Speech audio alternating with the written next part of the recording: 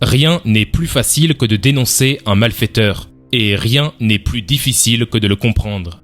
Mais alors que l'armée russe occupe une partie de l'Ukraine et que Poutine menace régulièrement d'anéantir le monde occidental, il semble y avoir peu de place pour la compréhension.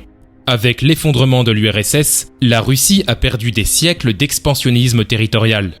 Exposée de manière critique et risquant davantage de se désintégrer, la Russie a passé le tournant du millénaire à panser ses plaies. Maintenant, une inquiétude familière s'est abattue sur les États post-soviétiques. Ces États regardent en direction de Moscou et repensent aussi à leur histoire commune. Car lorsque l'on fait face à un ours acculé, l'essence de la stratégie n'est pas de choisir ce qui doit être fait, mais ce qu'il ne faut surtout pas faire. Bonjour à tous et bienvenue dans une nouvelle vidéo d'Enjeux sur carte. Pensez à vous abonner pour soutenir la chaîne. S'étendant d'ouest en est, la Russie est un géant sur la scène internationale. Le pays partage 20 000 km de frontières avec 16 États, dont 12 faisaient autrefois partie de son territoire à l'époque soviétique. Avoir une frontière terrestre aussi étendue présente forcément des problèmes de sécurité. Les raisons en sont historiques. Avec l'avènement du Grand-Duché de Moscou au XVe siècle, l'État naissant a dû faire face à une calamité géopolitique immédiate. Entouré de puissances hostiles, l'inquiétude de Moscou ne pouvait être atténuée qu'en étendant ses barrières géographiques, qu'il s'agisse de rivières, de lacs, de montagnes ou de mers. Par conséquent, dans les premiers siècles de son existence, la Russie s'est développée au rythme d'une Belgique par an. Au tournant du XVIIIe siècle, la Russie s'était étendue jusqu'à ses frontières actuelles. Aujourd'hui encore, la géographie de la Russie lui confère des avantages substantiels. Au nord du pays, la glace arctique dissuade toute idée d'une invasion terrestre. Une approche navale sur les villes de Mourmansk et d'Arkhangelsk est impossible, même pour les amiraux les plus expérimentés. Cela nécessiterait de traverser deux passages stratégiques majeurs, le passage GIUK et le passage de l'Ours.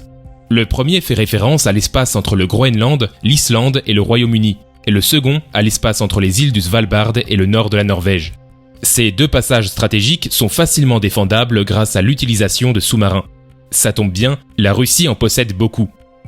À l'est, les côtes accidentées de la Sibérie tombent dans le détroit de Bering, la mer d'Okhotsk et la mer du Japon. La proximité de la Russie avec l'Alaska peut sembler dangereuse, mais le climat arctique, le fort mouvement des marées et la présence d'une puissance de feu importante de chaque côté empêchent le mouvement de forces militaires à travers le détroit. De même, grâce au contrôle de la péninsule du Kamtchatka et des îles Kouriles, la Russie peut prévenir les actions hostiles dans la mer d'Okhotsk et la mer du Japon. Dans le même temps, la chaîne de montagnes Stanovoï et le massif des Saillans cimentent l'ancrage de la Russie en Extrême-Orient. Même lorsque les déplacements sont possibles, le climat hostile empêche toute navigation. La majeure partie de la frontière est de la Russie donne l'avantage à son armée dans tout affrontement. À l'ouest de la Russie, les choses sont plus préoccupantes. De Saint-Pétersbourg à Kazan en passant par Volgograd se trouve le cœur de la Russie. Environ 80% de la population russe se trouve dans cette zone. Et presque toutes les décisions prises par le Kremlin sont basées sur les besoins et les intérêts de ce cœur. La zone partage une frontière avec 6 anciennes républiques soviétiques, la Moldavie, l'Ukraine, la Biélorussie, la Lituanie, l'Estonie et la Lettonie. L'espace partagé par ces territoires est l'une des régions les plus problématiques au monde. Pour commencer, il y a 2 anomalies, la péninsule de Crimée et l'enclave de Kaliningrad. Les deux servent de base militaire stratégique qui empêche l'entrée de forces hostiles dans la mer Noire et la mer Baltique. Ces deux régions regorgent d'armements lourds et d'armes de déni d'accès et d'interdiction de zone. Les puissances étrangères ont tendance à réfléchir à 2 fois lorsqu'elles approchent de la Crimée ou de Kaliningrad. Si une puissance étrangère venait à prendre le contrôle de ces territoires, le cœur de la Russie serait immédiatement exposé. Entre ces deux territoires, du nord jusqu'au sud, se trouve la plaine européenne. Ce vaste terrain s'étend comme un triangle partant des Pays-Bas jusqu'aux montagnes de l'Oural. Il forme un conduit qui s'élargit à mesure qu'il s'étire vers l'est. À l'endroit où cette plaine touche les frontières de la Fédération de Russie, sa largeur passe à plus de 2000 km, ce qui en fait le territoire le plus exposé au monde. Le terrain y est plat, ouvert et indéfendable. Sur ce type de terrain, la principale protection envisageable sont les chars de combat. C'est pourquoi la Russie en possède environ 13 000, soit près d'un cinquième de la flotte mondiale. Malgré tout, aucune quantité d'armes ne peut réellement défendre 2000 km de terrain plat. À l'est de la frontière avec l'Ukraine, le terrain plat se poursuit sans interruption sur 750 km jusqu'à la ville d'Astrakhan sur la mer Caspienne. Connu sous le nom de brèche de Volgograd, il s'agit d'une des régions les plus fondamentales pour l'existence de l'État russe. Si une puissance étrangère venait à prendre le contrôle de cette brèche, elle annulerait le contrôle de la Russie sur le Caucase, la mer Noire et la mer Caspienne. Au cours des 2 guerres mondiales, l'armée allemande a tenté à 2 reprises d'occuper ce territoire. Et à chaque fois, la survie de la Russie a été fondamentalement menacée. Au nord de la frontière européenne se trouvent les pays baltes. Ces pays ne sont pas assez puissants pour représenter une menace pour la Russie. En revanche, les pays baltes ont souvent servi de relais aux grandes puissances. Que ce soit l'invasion suédoise au XVIIIe siècle ou les offensives allemandes au XXe, beaucoup ont tenté d'entrer au cœur de la Russie en passant par ces pays. L'effondrement de l'URSS a placé les pays baltes entre les mains de l'OTAN, ce qui a accordé aux 3 républiques la confiance nécessaire pour négocier avec la Russie d'égal à égal. Une position impensable pour les autres républiques post-soviétiques. La perte de ces territoires en Europe de l'Est a coûté cher à Moscou, tant politiquement que financièrement. La Russie a été forcée de maintenir une présence militaire importante sur cette frontière, ce qui a été extrêmement coûteux. Ainsi, pour minimiser son exposition, la Russie doit s'ancrer à la fois au bord de la mer Baltique et dans les montagnes des Carpates à l'ouest de l'Ukraine. Les Carpates ne sont pas impénétrables, mais leur relief offrirait un avantage non négligeable aux forces russes. Pour ce qui est de la mer Baltique, son contrôle permettrait aux Russes de repousser leurs frontières jusqu'à Kaliningrad. Ainsi, en rétablissant les frontières soviétiques, Moscou réduirait son flanc exposé sur les plaines européennes à seulement 600 km, une baisse significative par rapport aux 2000 km actuels. Idéalement, les Russes voudraient repousser leurs frontières autant que possible vers l'ouest, même si cela implique d'envahir la Pologne. Ceci explique les tensions entre la Russie et le bloc occidental. Considérez la plaine européenne comme un grand échiquier où chaque joueur doit maximiser la position de ses pions en les plaçant stratégiquement. Plus l'OTAN avance vers l'Est, plus sa planification stratégique devient flexible, et plus elle gagne en marge d'erreur. Cela rendrait les Russes encore plus exposés et contraints à toujours plus de dépenses militaires. A l'inverse, plus la Russie avance ses pions vers l'Ouest, moins l'OTAN adoption, et plus la marge d'erreur côté russe augmente. Sans oublier que la Russie n'aurait pas à dépenser autant pour se défendre. Vous comprenez maintenant pourquoi la Russie a tant besoin de récupérer ses anciens territoires soviétiques. En soutenant les forces séparatistes, Moscou tente de placer ses voisins dans des conflits gelés dont la seule issue serait de revenir dans la sphère d'influence russe. C'est une politique qui n'a pas toujours fonctionné comme prévu. Au contraire, elle s'est souvent retournée contre la Russie de manière spectaculaire. Au sud-est de la Russie, les choses sont un peu différentes. Le Caucase est un obstacle aux ambitions géopolitiques russes.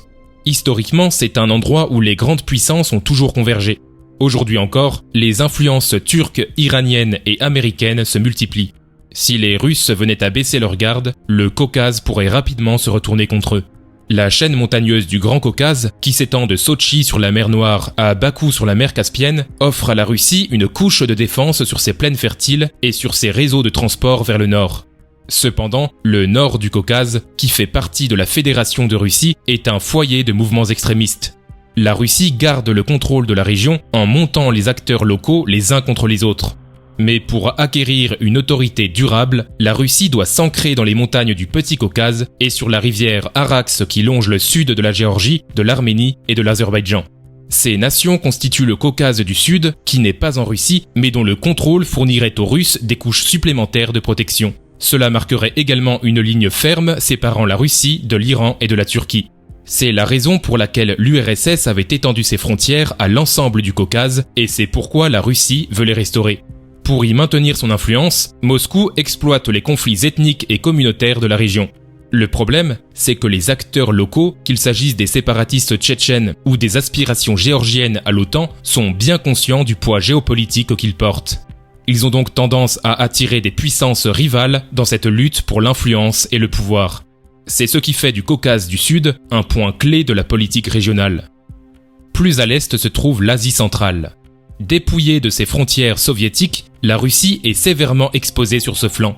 À l'est de la chaîne de montagnes de l'Altaï, les sommets se transforment en prairies vallonnées et en plaines balayées par le vent. Les steppes kazakhes et pontiques s'étendent à travers la frontière russe. Les reliefs les plus proches sont les montagnes de l'Oural, qui laissent place à un grand vide d'environ 650 km jusqu'à la mer Caspienne. Ce terrain est indéfendable et l'histoire l'a prouvé. Pendant des siècles, les seigneurs de guerre turcs ont utilisé les steppes comme une autoroute pour pénétrer en Russie et en Europe.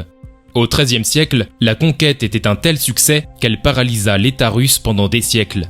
Ce n'est qu'au XIXe siècle, lorsque la Russie a pris le contrôle de l'arrière-pays d'Asie centrale, qu'elle a pu pleinement sécuriser le sud de son territoire.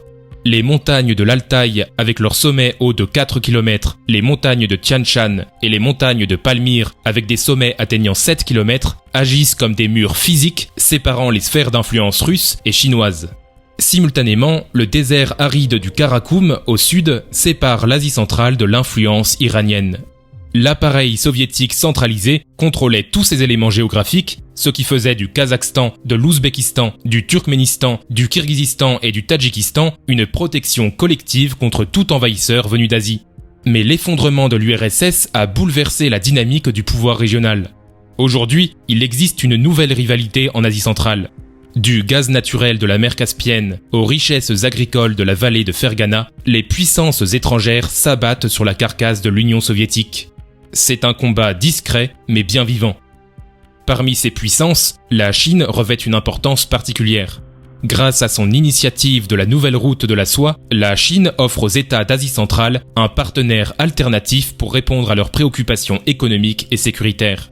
Lentement mais sûrement, Pékin surmonte les barrières géographiques en faisant usage de technologies modernes et en investissant massivement dans les infrastructures. Comme toujours, la Chine joue le long terme. Elle n'acceptera pas indéfiniment de jouer le second rôle face à la Russie. Alors que les investissements chinois se poursuivent, la Russie risque d'être réduite à une puissance de second rang en Asie centrale. Ainsi, pour annuler toute menace venant d'Asie, la Russie doit absolument restaurer ses frontières soviétiques en Asie centrale. Le moyen le plus abordable de conserver son emprise sur la région serait d'utiliser des outils asymétriques de politique extérieure tels que les minorités ethniques, la médiation des conflits, le commerce d'armes, la propriété d'entreprises stratégiques et même la formation d'organisations supranationales telles que l'Organisation du Traité de sécurité collective et l'Union économique eurasiatique. Le fait que les États d'Asie centrale soient enclavés rend les projections de puissance de Moscou d'autant plus incontournables. Toutes ces composantes du pouvoir de conviction russe renforcent le vernis de légitimité de la Russie. Et en géopolitique, la légitimité vaut parfois plus que n'importe quel arsenal. Il est clair que les soviétiques ont façonné leurs frontières avec une grande diligence, tant en Europe de l'Est que dans le Caucase et qu'en Asie centrale. La perte de ces territoires expose la Russie moderne à une multitude de dangers. C'est pourquoi Vladimir Poutine décrit l'effondrement de l'URSS comme étant l'une des plus grandes catastrophes géopolitiques du XXe siècle. Sans ses frontières soviétiques agissant comme une carapace, la Russie se sent intimidée par l'avancée vers l'est de l'Union européenne et de l'OTAN, tandis que des puissances régionales telles que la Chine contestent de manière proactive son influence dans le Caucase et l'Asie centrale. Les Russes se retrouvent dos au mur. Et pour eux, il n'y a qu'une issue possible, se battre pour restaurer les frontières soviétiques. Car connaître la géographie d'un pays, c'est connaître sa politique étrangère.